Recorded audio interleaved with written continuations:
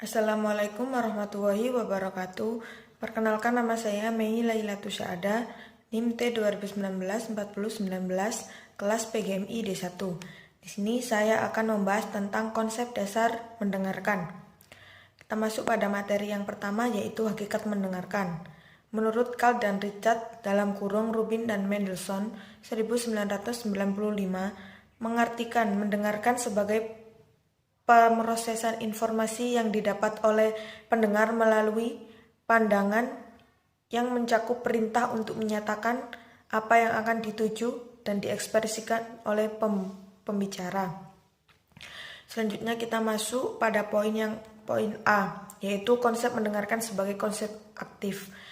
Mendengarkan dengan aktif adalah sebuah proses ketika pendengar dengan aktif berusaha memahami isi dan perasaan di balik ucapan dan kemudian memeriksa pada pembicara untuk mengklarifikasi apakah sudah memahami yang dimaksudkan ataukah belum.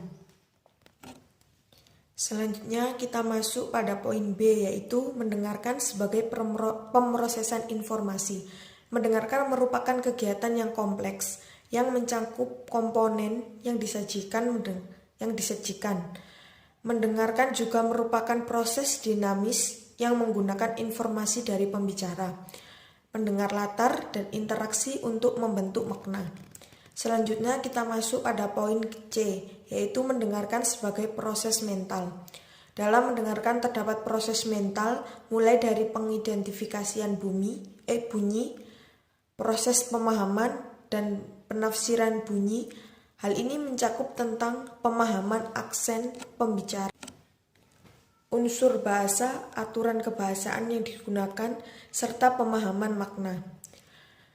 Selanjutnya kita masuk pada materi yang kedua, yaitu tujuan mendengarkan. Proses penyampaian informasi secara lisan disebut berbicara, sedangkan proses penerimaan informasi di sini disebut dengan mendengarkan. Tarigan 1981 telah menjelaskan tujuan mendengarkan.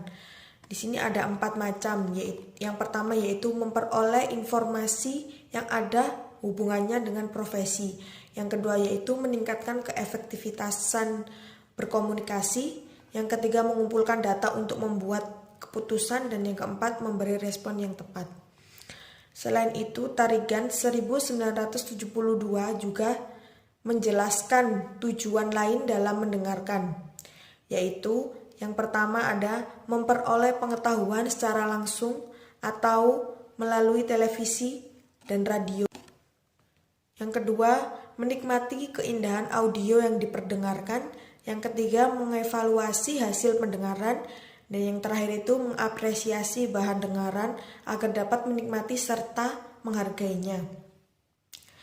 Selanjutnya kita masuk pada poin A, yaitu tujuan mendengarkan dilihat dari tingkatannya. Berdasarkan tingkatannya, di sini ada 3 tujuan alasan orang mendengarkan, yaitu yang pertama kita mendengarkan untuk tujuan kenikmatan, yang kedua kita mendengarkan untuk tujuan pemahaman, dan yang ketiga kita mendengarkan untuk tujuan penilaian. Yang untuk poin B-nya yaitu tujuan mendengarkan dilihat dari unsur simakan. Yang pertama itu ada atentif. Atentif di sini bertujuan untuk memahami aspek interasi atau repetisa, parafrase, dan konfirmasi. Yang kedua itu ada intersif.